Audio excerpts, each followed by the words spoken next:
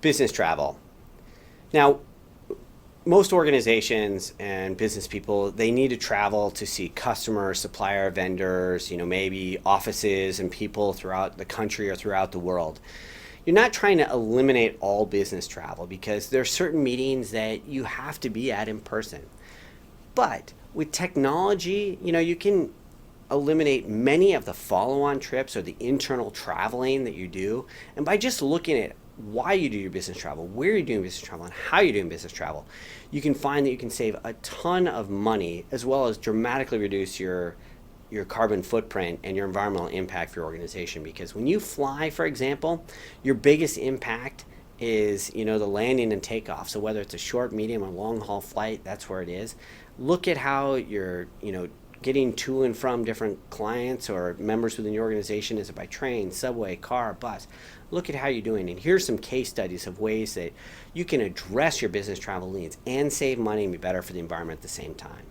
Accenture, for example, they're like one of the many big consulting firms that used to just fly their consultants all over the place, And they looked at some collaborative work options at more than 85 of the locations worldwide. And they started realizing that their employees didn't want to be jumping on planes all the time because it wasn't great for their quality of life. You obviously lost productivity and work time when you're traveling because we've all had headaches of delays, getting stuck on the airplane, next to the fat guy who just, you can't get any work done.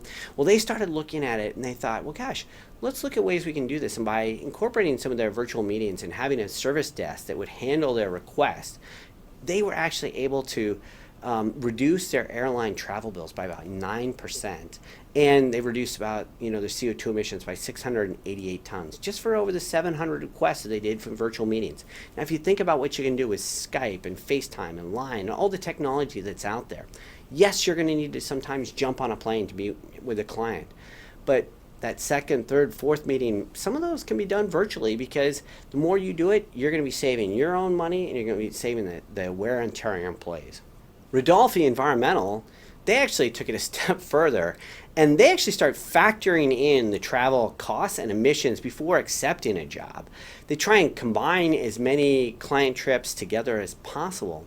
And they've even gone out of their way to sometimes help their clients set up their own virtual technology so that they can reduce their traveling to and from each other. Now, they were able to save $10,000 in air expenses in their first year, and they reduced their air mileage by 40%. This is just a small, regional consulting company, and they were able to, find a way. They were actually using business travel in their decision-making process for how are we going to service this client best and how are we going to do it at the lowest impact.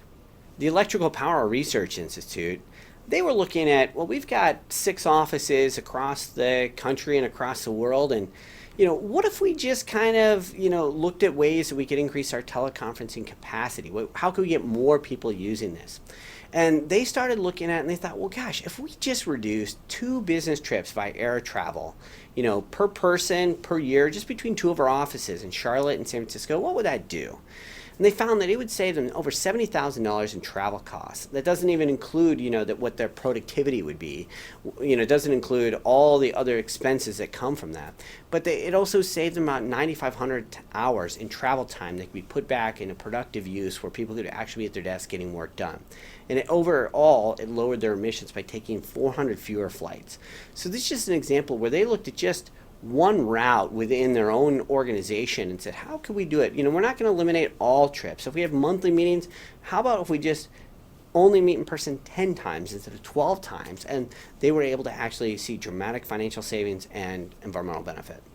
Credit Suisse, which was, obviously the majority of its businesses in the EU over in Europe, they were encouraging employees not only to embrace tele and video conferencing, but if they're traveling, could they travel the shorter distances by train instead of jumping on a plane?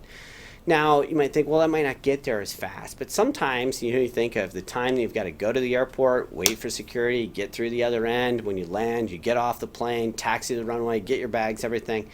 Well, they found that by doing this for some of their shorter trips, they reduced their business travel, costs in 1 year by 22%. They increased their video conferencing hours by encouraging people to do it and actually giving them license to actually use the technology. And they offset, their emissions by close to 48,000 metric tons of CO2 equivalent. massive environmental improvement, but sometimes you just need the powers at the top to really encourage organizations to embrace the technology that already exists. Taking that a step further, one of the leading companies that's really been pushing the envelope on business travel has been Microsoft. Now, they established an internal carbon tax and implemented a policy that required employees to consider video conferencing methods before air travel. So if you think about it, you're about ready to book and you're at a big organization, you call your travel office, they would say, hey, could I book you a video conferencing thing ahead of time? And hey, okay, we can do that, but here's what the offset costs are going to be. So by having an internal carbon tax, it got employees to think more innovatively and also helped them break out of the mold of having to be everywhere in person. This reduced emissions by 7.5 metric tons. It reduced their air travel by more than 30,000 metric tons in 3 years alone, and it saved them $10 million.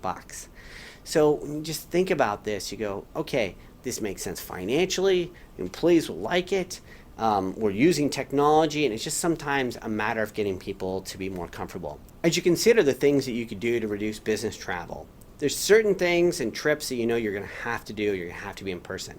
But look at all others and find ways. Could we do a video Skype? Could we do something, in exchange for that? Could we do something on Link? Are there ways that we could use Line, other technologies, FaceTime, whatever it is? Can we use virtual technology to replace some of those in-person meetings? And if you start factoring in just the not only the costs of doing all the travel, but the environmental impact, and doing something like, not everyone's going to be able to implement a carbon tax, but maybe you set a goal around what you're going to do to reduce business travel, and you find that people will come up with innovative ways to still get the work done, to still generate that business development, the client needs, the dollar revenue to meet that fundraiser you might need to meet if you're a nonprofit or an academic institution. But do it in a way that's going to be smart, it's going to reduce the wear and tear on your employees, it's going to save money, and it's going to be better for the environment all at the same time.